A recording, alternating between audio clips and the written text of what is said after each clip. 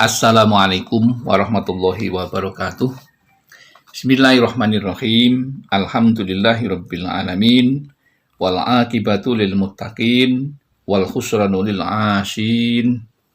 Allahumma shalli wa sallim ala sayyidina Muhammad wa ala alihi wa sahbihi wa man tabi'ahum ila yaumiddin, amma ba'd. Jamaah Al-Fatih Channel yang dirahmati oleh Allah, kami merasa senang dan berbahagia karena Allah mempertemukan kita pada kesempatan ini dalam keadaan sehat walafiat, tak kurang suatu apapun. Maka kata yang paling pas adalah rasa syukur yang harus kita panjatkan kepada Allah dengan mengucapkan kalimat hamid bersama Alhamdulillahirabbil alamin. Sholawat dan salam tidak kita lupakan untuk kita sanjungkan kehadiran baginda Rasulullah, Nabi yang kita cintai dan kita rindukan syafaatul uzmanya ketika di dunia dan di akhirat nanti. Selanjutnya ingin kami berbagi kepada saudara-saudaraku tentang ilmu yang mudah-mudahan bermanfaat bagi kita. Adapun judulnya adalah menyambut malam Idul Adha dengan 12 amalan hebat pengabul hajat. Allah sudah menyampaikan lewat Rasulullah yang bunyinya, kalian hendaknya berpuasa pada 10 hari awal Dzulhijjah, berdoa dan beristighfar sebanyak-banyaknya, serta bersedekah. Karena Nabi Muhammad SAW bersabda, celakalah orang yang tidak bisa memperoleh kebaikan dalam hari 10 awal Dzulhijjah. Manfaatkanlah terutama berpuasa pada hari tanggal 9, yaitu puasa Arafah, karena sangat besar keuntungannya di hari itu. Hadis riwayat Abu Darda radhiyallahu anhu. Jadi yang pertama yang perlu kita sambut amalan itu adalah yaitu mengucapkan istighfar sebanyak-banyaknya, tidak hanya pada malam Idul Adha, tetapi juga dari 1 Dzulhijjah sampai dengan malam 10 Dzulhijjah.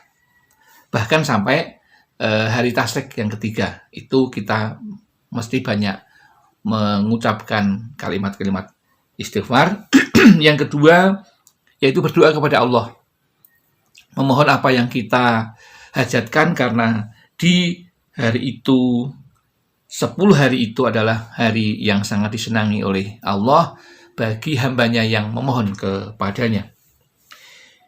Kemudian amalan yang ketiga yang perlu dilakukan di malam Idul Adha, yaitu yang pertama membaca La ilaha illallah wahdahu la syarikalah, lahul mulku wa lahul hamdu yuhyi wa yumitu wa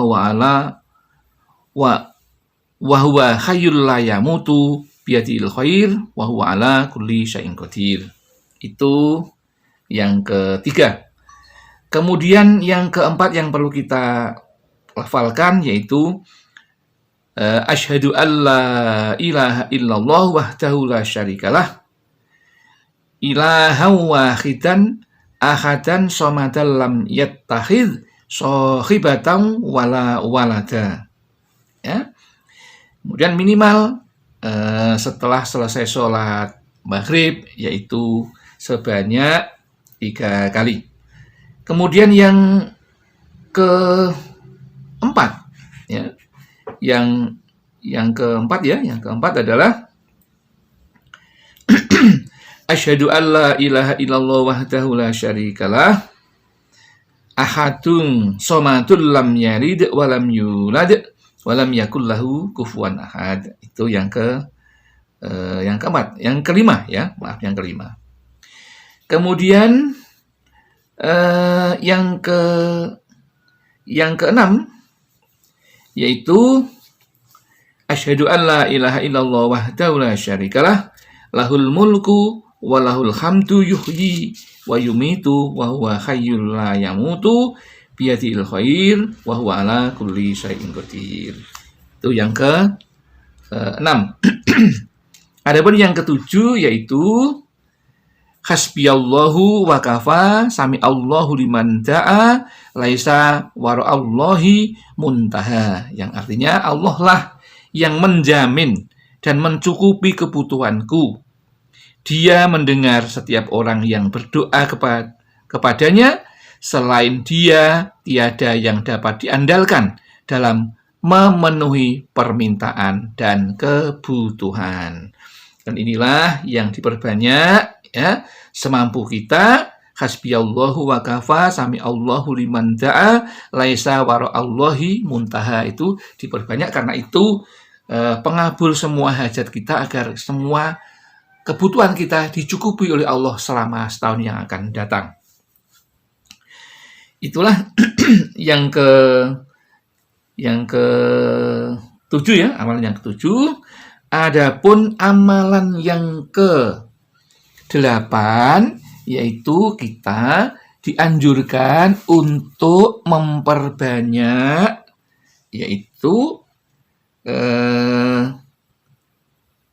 takbir ya, takbir yang disabdakan dari Nabi Muhammad SAW, yang artinya tiada hari yang agung dan lebih dicintai bagi Allah melebihi hari-hari awal Dzulhijjah. Jadi tidak ada ya yang melebihi awal Dzulhijjah agungnya menurut Allah. Oleh karena itu bacalah satu ya, bacaan yang ke-8 yaitu takbir, bacaan yang ke-8 yaitu tahmid, dan bacaan yang ke-10 yaitu tahlil ya. Ini sebanyaknya pada hari itu. Jadi tidak dianjurkan berapa banyaknya, tapi sebanyak-banyaknya ya. Itu bunyinya yang berbunyi Allahu Akbar, Allahu Akbar, Allahu Akbar, La ilaha illallah, wallahu akbar, Allahu Akbar, walillahil hamd. Itu yang dianjurkan dibaca sebanyak mungkin pada malam hari Idul Adha sampai dengan hari Tasrek yang ketiga yaitu tanggal 13 ya. Kemudian bacaan yang berikutnya, bacaan yang perlu dianjurkan dan dilaksanakan yaitu Nabi Muhammad SAW meriwayatkan, barang siapa membaca surat Al-Kautsar, maka Allah memberinya minum dari setiap sungai dalam surga dan dituliskan untuknya 10 kebaikan dari setiap kurban yang dikorbankan oleh hamba-hamba Allah pada hari nahar, yaitu 10, 11, 12 ya. Itu malam nahar, yaitu selama 3 hari itu.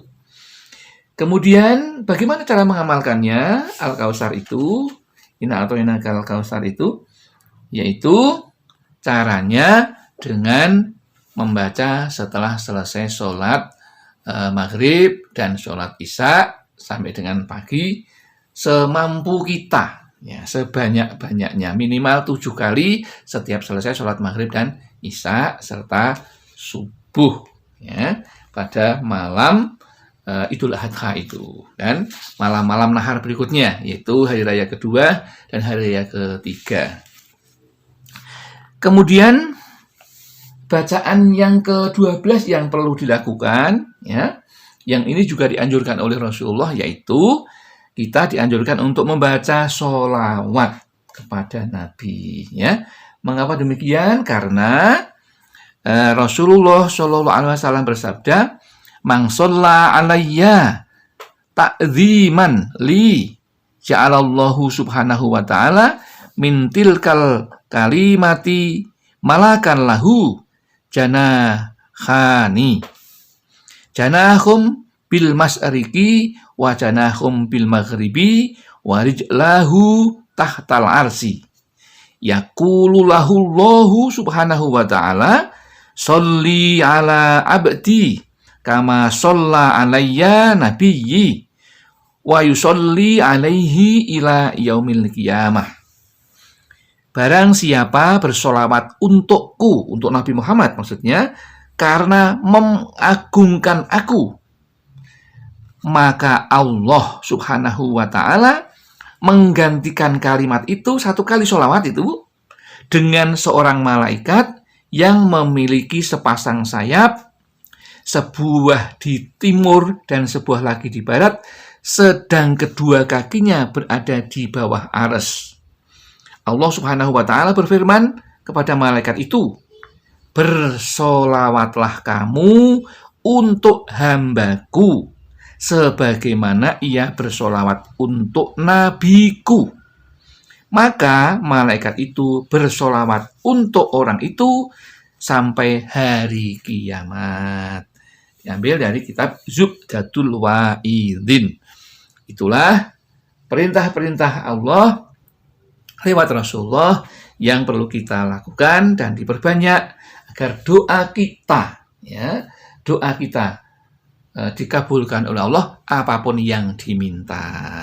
Maka perbanyaklah dan manfaatkanlah malam Idul Adha untuk berdoa, bukan untuk bersenang-senang, tapi untuk berzikir dan berdoa agar apa yang kita hajatkan dikabulkan Allah subhanahu wa ta'ala. Demikian yang dapat kami sampaikan, mudah-mudahan ada manfaatnya. Barangkali ada kesalahan atau kekhilafan, kami mohon maaf yang setulus-tulusnya.